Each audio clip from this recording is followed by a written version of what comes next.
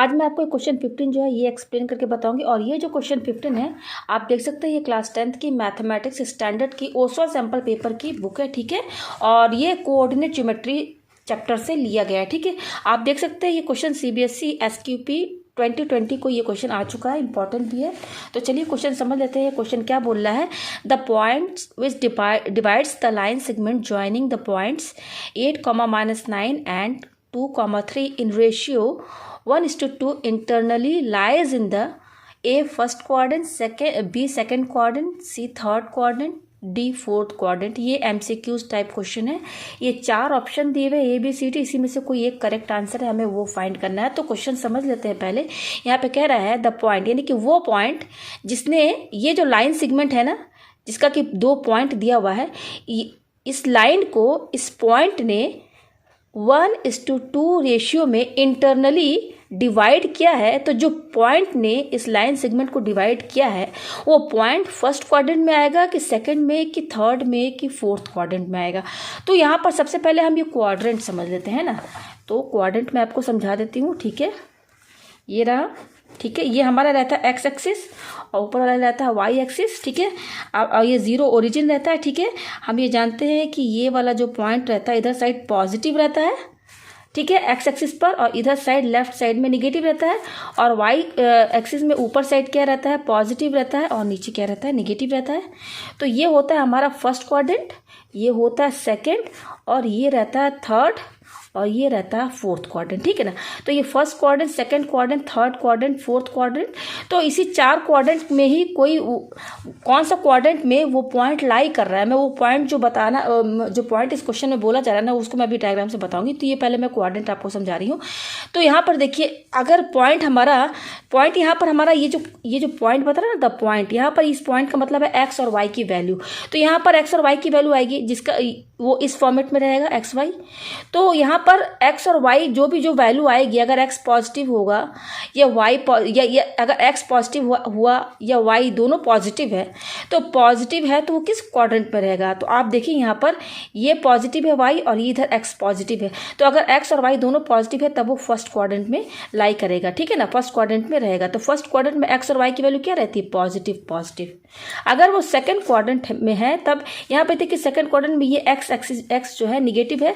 तो यहाँ पर जो सेकंड क्वाड्रेंट में एक्स की वैल्यू रहेगी वो निगेटिव रहेगी और वाई की वैल्यू पॉजिटिव रहेगी, ठीक है। ये थर्ड क्वाड्रेंट है। थर्ड क्वाड्रेंट में देखिए ये एक्स एक्सिस है और ये वाई एक्सिस है। तो ये इधर साइड निगेटिव है और ये इधर नीचे भी निगेटिव है। तो इस केस में एक्स और वाई दोनों निगेटिव रहेगा, ठीक है। अच्छा, अगर फोर्थ क्वाड्रेंट का क्या मतलब है, फोर्थ क्वाड्रेंट में देखिए ये एक्स एक्सिस है, ये पॉजिटिव है और ये नीचे क्या है, निगेटिव वाई है। यहाँ पर क्या आएगा, एक्स की वैल्यू पॉजिटिव रहेगी और वाई की वैल्यू निगेटिव रहेगी। तो यहाँ पर एक्स और वाई की जो भी वैल्यू आएगी साइन के साथ, उसी से हमको पता चल जाएगा कि किस क्वाड्रेंट में लाई कर रहा है। अगर एक्स और वाई की वैल्यू दोनों निगेटिव है तब वो थर्ड क्वाड्रेंट में होगा। अगर एक एक्स पॉजिटिव है वाई निगेटिव है तो फोर्थ क्वाड्रेंट में रहेगा, ठीक है ना। तो आपको ये समझ में आ गया। अब चलिए क्वेश्चन को सॉल्व करते हैं।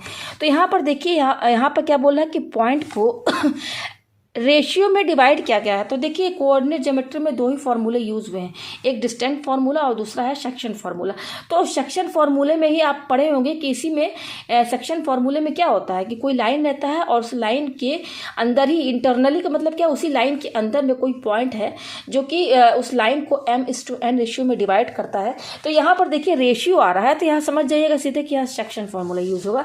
तो सेक्शन फार्मूला क्या कहता है, मान लीजिए कि ये हमारा लाइन है, ठीक है। ये लाइन है, मान लीजिए ये हमारा लाइन है, इसका पॉइंट दिया हुआ है, ये पॉइंट हमारा दिया हुआ है x1 y1 और दूसरा पॉइंट दिया हुआ है x2 और y2, ठीक है। और इसी दोनों पॉइंट के बीच में, इसी लाइन के अंदर, इंटरनली बोला है ना क्वेश्चन में, देखिए इंटरनली मतलब है कि इसी लाइन के अंदर पर वो एक पॉइंट है, कहीं पर भी हो सकता है। मान लीजिए यहाँ पर वो पॉइंट हो सकता है, यहाँ पर हो सकता है, कहीं पर भी। तो मान लेते चलिए यहाँ पर है, वो पॉइंट क्या है, P है, ठीक है। तो इस पॉइंट P ने क्या किया, इस लाइन को m/n रेशियो में डिवाइड कर दिया, ठीक है। तो इस पॉइंट का कोऑर्डिनेट निकालने का क्या तरीका होता है, मान लीजिए इस पॉइंट P का कोऑर्डिनेट है x और y। तो सेक्शन फार्मूला में हम, सेक्शन फार्मूला के हेल्प से हम क्या करते हैं, जो पॉइंट जिसने लाइन ये पॉइंट जिसने लाइन को डिवाइड किया है, उस पॉइंट का हम कोऑर्डिनेट कैसे निकाल सकते हैं, मतलब एक्स और वाई की वैल्यू कैसे निकालते हैं, x = m x2 + n x1 upon M plus N और y equal to M y2 plus N y1 upon M plus N. यही होता है सेक्शन फार्मूला, ठीक है ना, यही मेन फार्मूला रहता है ना, इसी तरह की समझाया गया एनसीईआरटी में भी, ठीक है ना। तो सेक्शन फार्मूला में हम क्या कर सकते हैं कि जो भी पॉइंट है इस लाइन के अंदर में, उस पॉइंट का हम कोऑर्डिनेट इस फार्मूले से निकाल सकते हैं, ठीक है। अब जो इस क्वेश्चन में जो बता रहा है, देखिए इस क्वेश्चन में क्या कह रहा है, मैं आपको दूसरे कॉपी में समझाऊँ, ठीक है ना। अब इस क्वेश्चन में डायग्राम मैं बना रही हूँ वही सेक्शन फार्मूला में जैसे मैंने समझाया है, ठीक है। तो ये हमारा लाइन है, ठीक है। अब देखिए लाइन का पॉइंट्स क्या दिया हुआ है, ये देखिए, ये लाइन सेगमेंट बोला है ना, ये लाइन सेगमेंट, देखिए यही लाइन सेगमेंट, इसी को लाइन सेगमेंट बोला गया है। ज्वाइनिंग द पॉइंट्स, तो पॉइंट्स क्या है, ये देखिए पॉइंट्स हमारा एक क्या दिया हुआ है 8, -9, तो ये हो गया 8, -9, ये हो गया एक पॉइंट, और दूसरा क्या है 2, 3, तो ये हो गया हमारा 2, 3, ठीक है। अब यहाँ पे क्या बोला, द पॉइंट्स, जो अब इसी लाइन में इंटरनली एक पॉइंट है, तो वो पॉइंट मैं मान लेती हूँ यहाँ पर कहीं पर, मान लीजिए ये पॉइंट है, पॉइंट P, ठीक है ना। तो ये पॉइंट, द पॉइंट का मतलब यहाँ पर क्या है, यही पॉइंट, इस पॉइंट की बात किया जा रहा है। तो ये पॉइंट P है, तो इस पॉइंट P ने क्या किया है, इस लाइन सेगमेंट को कितने रेशियो में डिवाइड किया है, देखिए लिखा 1:2 रेशियो में, यानी कि ये 1 है और ये 2 है, तो ये 1:2 रेशियो में डिवाइड कर दिया। तो ये हमारा m हो गया, m की वैल्यू 1 हो गई, और ये जो 2 है ना, ये हमारा n हो गया। वही सेक्शन फार्मूला का जो डायग्राम मैंने समझाया ना, देखिए कंपेयर कीजिए आप, यहाँ पर ये m/n रेशियो में डिवाइड किया गया है, यहाँ पर वो रेशियो दिया हुआ है 1:2, तो 1:2 यानी कि 1 हमारा m हो गया और 2 हमारा क्या हो गया, n हो गया। तो ये आपको समझ में आ गया। और पॉइंट P, यही पॉइंट जो क्वेश्चन में बोले ना द पॉइंट, वो पॉइंट ये P है, और इंटरनली आप समझ गए अंदर में है, इस लाइन के अंदर। तो ये पॉइंट P जो है, यानी कि हमको ये x और y यही वैल्यू फाइंड करनी है। ये जो पॉइंट जो आएगा ना x और y की वैल्यू, तो ये x और y जो है किस कोऑर्डिनेट में लाई कर रहा है, भाई हमें यहाँ पर फाइंड करना है। तो चलिए अब हम इस x और y की वैल्यू फाइंड करते हैं। तो सेक्शन फॉर्मूले की हेल्प से हम कैसे निकालते हैं इस पॉइंट P का कोऑर्डिनेट कैसे निकालते हैं, क्या तरीका है, x = m x2 प्लस और क्या है n x1 upon m plus n, ये होता है फॉर्मूला मेन, ठीक है। तो अब देखिए यहाँ पर ये तो m हो गया 1 और n हो गया 2। अब x1 और y1 और x2 और y2 क्या होता है, तो देखिए ये जो पॉइंट है ना, पहला पॉइंट क्या है 8, -9, तो इसके नीचे आप लिख लीजिए x1 y1, ठीक है। और दूसरा पॉइंट हमारा ये है ना, तो इसके नीचे आप लिखिए x2 और y2, लिख लिया। तो यहाँ से x1 की वैल्यू क्या है 8 हो जाएगी, और y1 के ऊपर क्या लिखो -9, तो ये y1 की वैल्यू हो गई। यहाँ से x2 की वैल्यू 2 हो गई, और y2 की वैल्यू क्या है 3 है। तो सबकी वैल्यू दी हुई है, m हमारा 1 है, n हमारा 2 है, तो जस्ट इसमें पुट कर दीजिए, ठीक है। तो x = देखिए x = ये क्या है m की वैल्यू कितनी है, यहाँ देखिए 1 है, तो यहाँ पे 1 लिखिए, और इनके बीच में इंटू है, इंटू लगाइए x2, तो x2 की वैल्यू देखिए, x2 के ऊपर क्या लिखा हुआ 2, तो 1 × 2 प्लस ये n की वैल्यू कितनी है 2 है, तो यहाँ पे आप 2 रखिए इंटू, और ये क्या है x1, तो देखिए x1 के ऊपर क्या लिखा हुआ 8, यहाँ 8 लिखिए, upon m plus n, m कितना 1 और n कितना है 2, तो ये हो गया 1 + 2, ठीक है। तो इसको सॉल्व कीजिए, कितना हो जाएगा 1 × 2 2 हो गया, प्लस 8 2 जा 2 8 जा कितना हो जाएगा 16, अपॉन, और ये 1 + 2 3 हो जाएगा, ठीक है। अब देखिए 16 और 2 कितना हो गया 18, अपॉन 3 से कट जाएगा, 3 6 जा 18, तो यहाँ से x की वैल्यू क्या आई 6, ठीक है।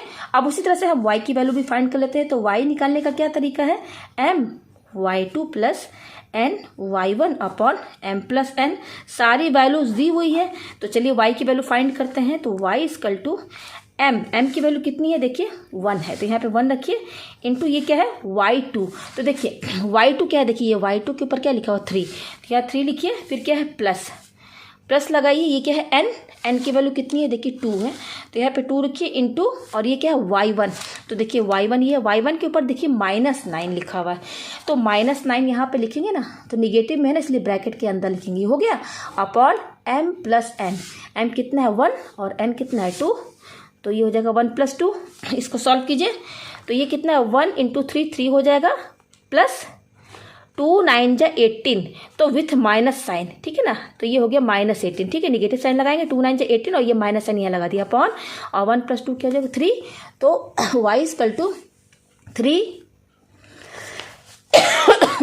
और प्लस माइनस क्या हो जाएगा -18, ठीक है, अपॉन 3 इक्वल टू, अब देखिए प्लस माइनस -18 में से 3 गया, क्या बचा 15, अब क्योंकि 18 बड़ा है इसलिए यहाँ पर नेगेटिव साइन लगेगा अपॉन 3, अब देखिए 3 से कट जाएगा, 3 5 जा 15, तो यहाँ से x की वैल्यू क्या, y की वैल्यू क्या आई -5, ठीक है ना, तो x की वैल्यू कितनी आई थी, यहाँ पर देखिए x की वैल्यू 6 आई है, ठीक है, 6 यानी कि पॉजिटिव है, 6 का मतलब क्या है पॉजिटिव है, और y की वैल्यू क्या आई है -5, तो यहाँ पर जो पॉइंट है हमारा P, उसका कोऑर्डिनेट क्या आया, एक्स वाई, यही है ना कोऑर्डिनेट, यही हमें फाइंड करना था ना, तो P x की वैल्यू कितनी है 6, यहाँ 6 लिखिए, कॉमा y की वैल्यू कितनी आई है -5, तो अब ये जो पॉइंट आया है ना, द पॉइंट जो बोल रहा है ना, वो यही पॉइंट है P। अब ये किस कोऑर्डिनेट में लाई कर रहा है, तो मैंने आपको बता दिया, देखिए ये x है और ये y है, x पॉजिटिव है और y क्या है निगेटिव है, तो देखिए यहाँ पर ये देखिए ये x पॉजिटिव है और y निगेटिव है और ये 4th क्वाड्रेंट में, यानी कि ये पॉइंट किस क्वाड्रेंट में लाई कर रहा है, 4th क्वाड्रेंट में, किसमें 4th क्वाड्रेंट, ठीक है, तो इसका आंसर क्या होगा, ये डी वाला, आप देख सकते हैं आंसर, देखिए सॉल्यूशन दिया हुआ है डी 4th क्वाड्रेंट। तो मुझे उम्मीद है कि आपको ये क्वेश्चन जो है अच्छे समझ में आ गया होगा।